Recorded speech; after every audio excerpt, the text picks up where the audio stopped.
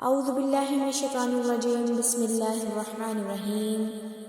ننگے بدن آئے ہیں سارے اس جہاں میں، ایک کفن کی خاطر اتنا سفر طے کر چلے۔ بالکل یہی حال ہم سب کی زندگیوں کا ہے۔ آخر زندگی ہے کیا؟ بڑا خوبصورت ٹاپک ہے اور بڑی آپ کے لیے توجہ دے بات کرنے جا رہی ہوں۔ ذرا غور سے سماعت کیجیے گا کہ یہ جو زندگی اللہ نے ہم سب کو نعمت کی صورت میں عطا کی ہے، یہ بہت بڑا خوبصورت تحفہ ہے۔ اللہ تعالیٰ نے دنیا کو اتنا خوبصورت سجا دیا کہ انسان کا یہاں پر دل لگ سکے، اور زندگی، دنیا کی زندگی، یہاں پر جو بندہ آ گیا اس کا دل نہیں کرتا کہ یہاں سے وہ پلٹ کر کہیں جا سکے۔ اب اللہ نے فرشتے بھی بھیجے تھے دنیا میں، تو ان کا بھی دل یہی تھا کہ ہم یہیں پر رہ جائیں، لیکن اس نے ختم ہونا ہے، ایک موڑ پر جا کر اس نے رک جانا ہے۔ تو زندگی کی کچھ مراحل بھی اسی طرح ہوتے ہیں کہ اللہ نے ہم سب کو زندگی دی ہے تو اس کا بھی مقصد ہے، اس کا بھی مقصد حیات ہے۔ آخر اس کو بھیجنے کا کوئی نہ کوئی تو مقصد ہوگا نا۔ ایسے تو ہم دنیا میں عیش و عشرت کی زندگی گزارنے تو نہیں آئے۔ جو چیز ہمارے پاس موجود ہوتی ہے وہ مستقل طور پر ہمارے پاس نہیں رہتی، اس کی فنا ہے، اس نے ختم ہونا ہے، چاہے وہ رشتہ ہو، کوئی دنیاوی چیز ہو، کچھ بھی ہو، اس کی کوئی گارنٹی نہیں ہے۔ حتیٰ تک کہ میری اور آپ کی زندگی کی بھی گارنٹی نہیں ہے کہ یہ کب آ کر اس کی سانس کٹ جائے اور میں اور آپ اس دنیا سے چلے جائیں۔ لیکن جو زندگی ہے اس کا آخر مقصد کیا ہے؟ اللہ نے کہ جو زمین آسمان ہر چیز کو سجا دیا انسان کا دل لگانے کے لیے، لیکن یہاں پر جو بندہ دنیا میں آتا ہے وہ سب سے پہلے بچہ ہوتا ہے، اس کے بعد وہ پرورش پاتا ہے، اپنی والدین اس کی دیکھ بھال کرتے ہیں، اس کے نشو و نما کرتے ہیں، خیال رکھتے ہیں، پڑھاتے ہیں، لکھاتے ہیں، سکھاتے ہیں۔ بظاہر تو ماں باپ سکھا رہے ہوتے ہیں، لیکن اللہ تعالیٰ فرشتوں کو بھیج کر ان بچوں کو سکھوا رہا ہوتا ہے، کیونکہ یہ دنیاوی مراحل میں تو والدین ہوتے ہیں، لیکن اللہ فرشتوں کی ڈیوٹیاں لگا کر انسان کی مدد کرتا ہے۔ اب بچپن ہوا، پھر تھوڑا سا بڑا ہوا، لڑکپن ہوا، پھر جوانی ہوئی، پھر بڑھاپا ہوا۔ تو میں ایک دن بیٹھی سوچ رہی تھی اور میں نے پڑھا اور سنا کہ حضرت ابراہیم علیہ السلام تو اللہ کے خلیل اللہ تھے، یعنی اللہ کے دوست تھے، اللہ کے یار تھے۔ تو حضرت اسرائیل علیہ السلام جو تھے وہ ان سے ملاقات کے لیے آیا کرتے تھے، یعنی کہ یارانہ تھا حضرت ابراہیم علیہ السلام کا۔ حضرت اسرائیل علیہ السلام کو جو موت کا فرشتہ ہے، ہر روز ملنے کے لیے آتا تھا، لیکن حضرت ابراہیم علیہ السلام نے کہا کہ یار جب مجھے لینے آؤ نا تو مجھے پہلے بتا دینا۔ اب اللہ تعالیٰ نے جو میرا اور آپ کا جو ٹائم لکھا ہے نا، اس کا ہمیں بالکل نہیں پتا کہ کب آنا ہے اور ہم نے چلے جانا ہے۔ ہاں البتہ اتنا ضرور پتا ہوتا ہے کہ 9 ماہ تک ماں اپنے بچے کا انتظار کرتی ہے کہ 9 ماہ بعد اس نے دنیا میں آ جانا ہے، لیکن جانے کا کچھ پتہ نہیں ہوتا۔ حضرت ابراہیم علیہ السلام نے حضرت اسرائیل علیہ السلام سے یہی بات کی اور کہا کہ جب مجھے لینے آؤ نا تو مجھے بتا دینا۔ لیکن ایک دن ایسے ہی اچانک حضرت اسرائیل علیہ السلام آ گئے اور عرض کی کہ پیارے ابراہیم، آپ کو اللہ نے یاد فرمایا ہے، وہ اللہ تعالیٰ آپ کو اپنے پاس بلانا چاہتا ہے۔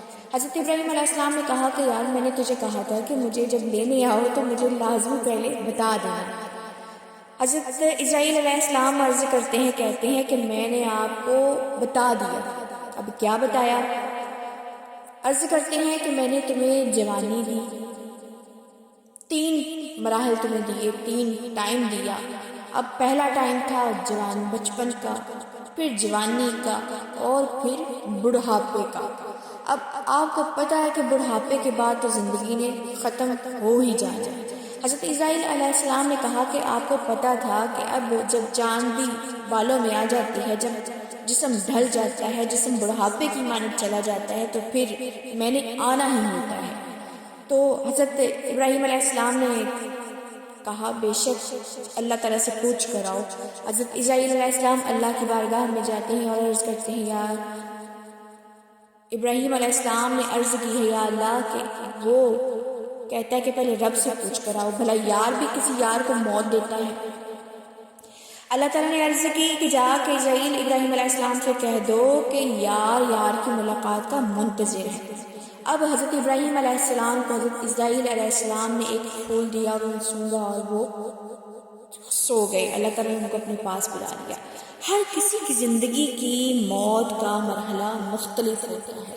جو نیک اعمال کرتا ہے اس کو پتہ بھی نہیں ہوتا اور اس کی جان نکل جاتی ہے، اور جو بد اعمال ہوتا ہے، کافر ہوتا ہے، منکر ہوتا ہے، اللہ کا انکار کرنے والا ہوتا ہے، شرک کرنے والا ہوتا ہے، گناہوں کی دلدل میں پھنسا ہوتا ہے، تو اس کی مثال اس ریشمی کپڑے کی ہوتی ہے جیسے وہ ایک جھاڑیوں پر ڈال دیا جائے سوکھنے کے لیے، اور بعد میں اس میں وہ کانٹے دار جو جھاڑیاں لگی ہوتی ہیں اس میں سے ایک دم سے جب کپڑے کو کھینچتے ہیں تو وہ پھٹ جاتا ہے۔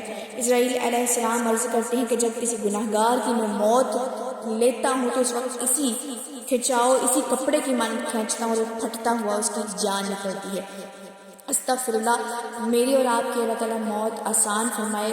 اور میں اکثر یہ سوچتی ہوں کہ ہم دنیا میں صبح سے لے کر شام تک گناہ تو کرتے ہیں، اپنا محاسبہ بھی کرتے ہیں، اپنی اصلاح بھی کرتے ہیں، اپنے اعمال پر غور و فکر بھی کرتے ہیں، لیکن کیا یہ زندگی جو ہم اس وقت جمع پونجیوں میں لگے ہوئے ہیں، جو اس وقت دوڑ دھوپ میں لگے ہوئے ہیں، ایک دوسرے سے بڑھ کر آگے زندگی گزارنے کی، ایک دوسرے سے بڑھ کر ایک دوسرے کو دکھانے کی، دکھاوے کی، ایک دوسرے سے بہتر لینے کی اور اچھا سے اچھا کرنے کی، اچھے سے اچھے گھر بنانے کی، لیکن کیا ہم نے اپنی آگے آخرت کی زندگی کو بھی اندر اپنے دیکھا ہے؟ چلے باہر نہ صحیح لیکن اپنے اندر جو ایک جہان ہے اس میں تو آپ ڈھونڈا کریں، اپنے رب کی ذات کو بتایا کریں کہ میری آخرت وہ کیسی ہوگی۔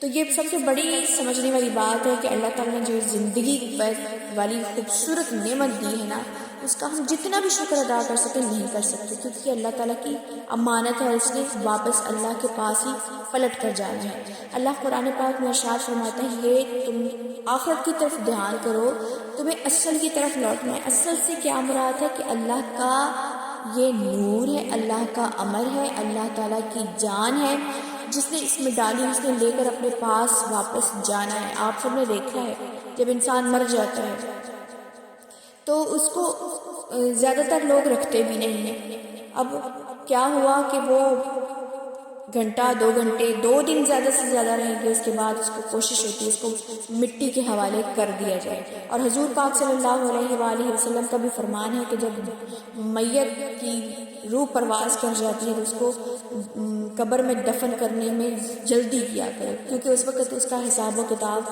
ہونا ہوتا ہے۔ تو کتنی بڑی بات ہے کہ جسم کو کوئی بھی سنبھال کے نہیں رکھتا۔ یہ میرے اندر جو اس وقت میں جو بول رہی ہوں، جو میں بات کر رہی ہوں، جو میں آپ سب کو بتا رہی ہوں، تو یہ اللہ تعالیٰ کا امر ہے ہمارے اندر۔ یہ اللہ تعالیٰ نے ہمارے جسم میں روح ڈالی ہے، اس روح نے واپس اللہ کے پاس پلٹ جانا ہے، یہ اللہ تعالیٰ کی امانت ہے۔ تو ہم نے اپنے نفس کو حاوی نہیں کرنا، ہم نے اپنے روح کو، اپنے اندر کے اللہ کے امر کو اپنے جسم پر حاوی کرنا ہے، نہ کہ ہم گناہوں پر چل کر ہم اپنی آخرت بھی گوا دیں اور دنیا بھی برباد کر دیں۔ تو میری بس اتنی ہی آپ سے گزارش ہے کہ اپنی زندگی کو خوبصورت بنائیے، آخرت کی زندگی کو سنواریے۔ آخر جب جانا ہے تو نہ کسی نے ماں باپ بہن بھائی دوست یار کسی نے ساتھ نہیں، قبر میں نہیں جانا۔ جب حساب و کتاب ہوگا تو کسی نے کسی کا ساتھ نہیں دینا، ہر کسی نے اللہ کی بارگاہ میں اکیلے پیش ہونا ہے۔ ہر بندے کو اللہ تعالیٰ اپنی بارگاہ میں اکیلا جیسے امتحان ہوتا ہے تو اللہ تعالیٰ اپنی بارگاہ میں اس کو بلائے گا، حساب و کتاب ہوگا، تو کسی نے کسی کا ساتھ نہیں دینا۔ بس دعا ہے اللہ تعالیٰ میری اور آپ کی زندگیوں کو خوبصورت بنائے، سمجھنے اور اس پر عمل کرنے کی توفیق دے۔ اللہ قرآن اور سنت پر عمل پیرا ہونے کی ہم سب کو توفیق اور سمجھ عطا فرمائے۔ اللہ تعالیٰ کے دین کے رستوں پر ہم سب کو چلنے کی توفیق عطا کرے اور ہمیں آخرت کی تیاری کرنے والا بنائے، آخرت کی منزلیں ہمارے لیے آسان فرمائے۔ اسی دعا کے ساتھ اجازت چاہوں گی کہ اللہ تعالیٰ ہم سب کو جنت الفردوس میں اکٹھا شامل کرے۔ اگر آپ سب کو میری ویڈیو پسند نہیں ہے تو میرے چینل کو سبسکرائب کیجیے گا، اچھے کمنٹ کیجیے گا اور اس کو دوسروں تک شیئر کیجیے گا تاکہ کسی اور کی بھی اصلاح ہو سکے۔ جزاک اللہ۔ اللہ آپ سب کو خوش و خرم رکھے، سلامت رہیں، آمین۔